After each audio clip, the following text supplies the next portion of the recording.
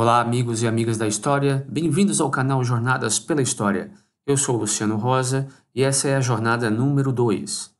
Por favor, fique à vontade, assista e deixe seu comentário. Se você gostou, curta e compartilhe. E é claro, inscreva-se no canal sem se esquecer de ligar o sininho. Nos últimos dias, cresceu a especulação acerca do futuro do governo Bolsonaro.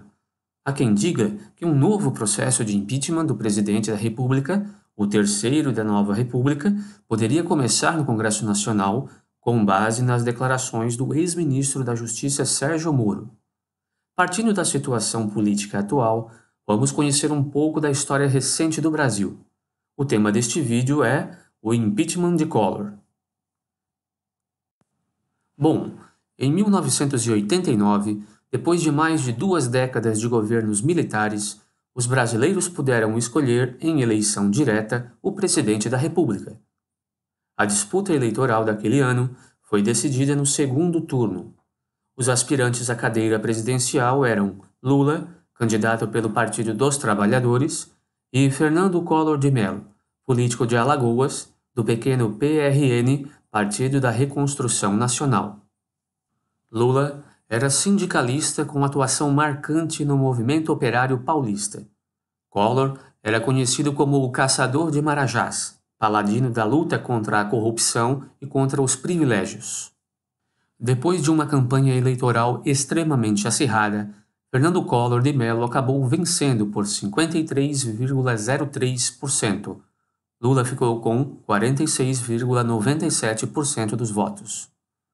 Collor chegou à presidência com a imagem de homem jovem e arrojado, preparado para liderar o Brasil, que começava uma nova etapa da sua história.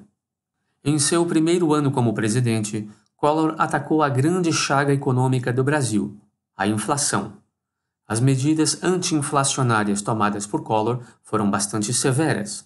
Entre elas estava o confisco de valores em dinheiro depositados em poupança e em conta corrente de milhões de brasileiros.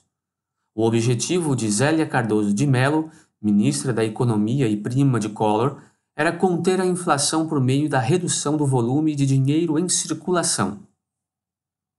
Mesmo tendo causado grande reboliço com o confisco, mesmo com os modestos resultados do plano econômico de combate à inflação, o governo prosseguiu. O presidente mantinha a imagem de homem arrojado praticando esportes em público e voando nos caças da Força Aérea Brasileira. Mas, em 1992, tudo mudou. Em maio daquele ano, começaram a surgir denúncias de corrupção que envolviam membros do governo federal. O primeiro a falar sobre o que ficou conhecido como o esquema PC Farias foi o irmão do presidente, Pedro Collor de Mello.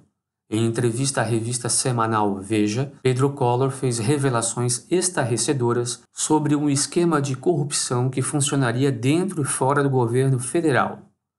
Esse esquema era comandado pelo tesoureiro da campanha de Fernando Collor na eleição de 1989, Paulo César Farias, e renderia milhões de dólares. Segundo Pedro Collor, o próprio presidente se beneficiaria do esquema. Despesas de Fernando Collor estariam sendo pagas por Paulo César Farias. No Congresso Nacional, a denúncia de Pedro Collor se transformou em uma Comissão Parlamentar de Inquérito, CPI. A CPI deveria apurar as denúncias contra o presidente da República. Durante as investigações levadas a cabo pela CPI, pessoas próximas do presidente foram ouvidas como depoentes. Diante dos membros da CPI, o irmão de Collor confirmou as declarações dadas à revista Veja. A CPI também ouviu Francisco Heriberto França, o motorista da secretária do presidente Collor, Ana Ascioli.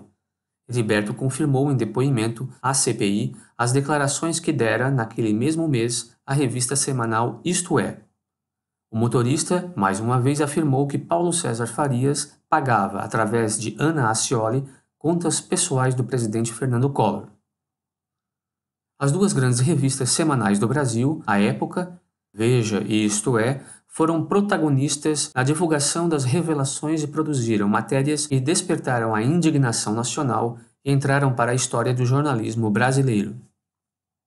Em agosto do mesmo ano, enquanto a investigação progredia, o PT, derrotado por Collor em 1989 e, desde então na oposição, promovia manifestações contrárias ao presidente.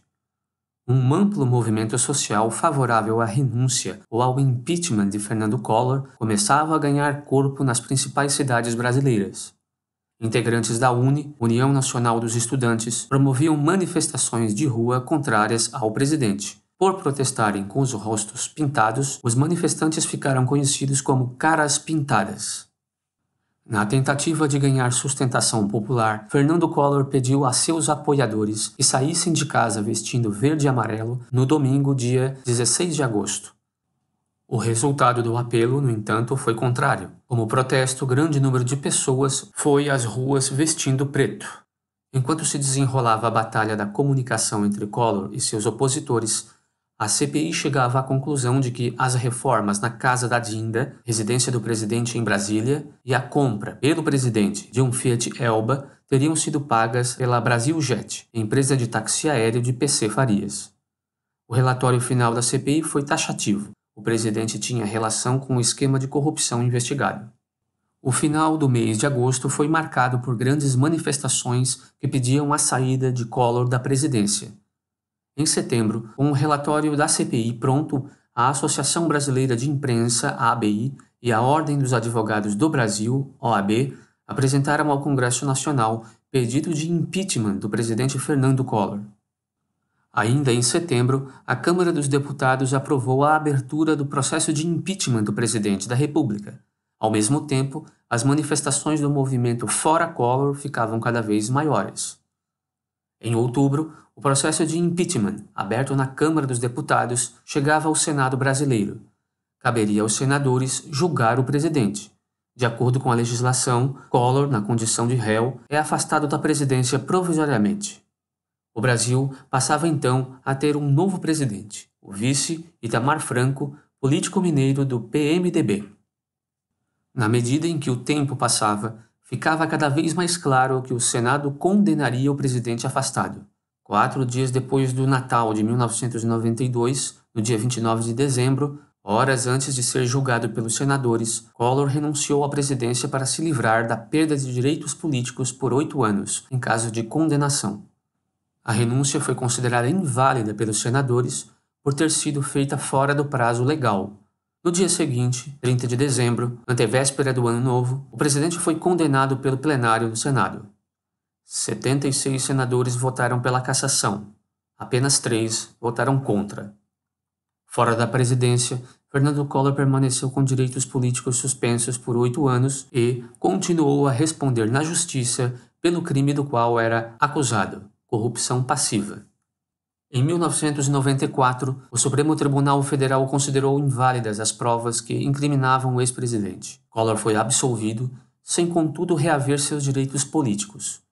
Em 2002, Fernando Collor voltou à política como candidato derrotado ao governo do estado de Alagoas. Em 2006, começou uma nova fase em sua carreira política, elegendo-se senador por Alagoas. Atualmente, Fernando Collor é senador filiado ao PROS, Partido Republicano da Ordem Social. Em 1996, o pivô do escândalo que resultou no impeachment do presidente Fernando Collor, PC Farias, foi encontrado morto com a namorada em uma casa de praia na cidade de Maceió. Os corpos tinham marcas de tiros. As investigações concluíram que o casal fora vítima de assassinato. Porém, o autor ou autores não foi identificado. Nos últimos 30 anos, o Brasil viveu 2 processos de impeachment concluídos com o afastamento do presidente da República. Será que em breve teremos o terceiro? Se você gostou, curta e compartilhe o vídeo. Inscreva-se no canal, aperte o sininho e fique por aqui. Saúde para todos vocês e até a próxima jornada pela história.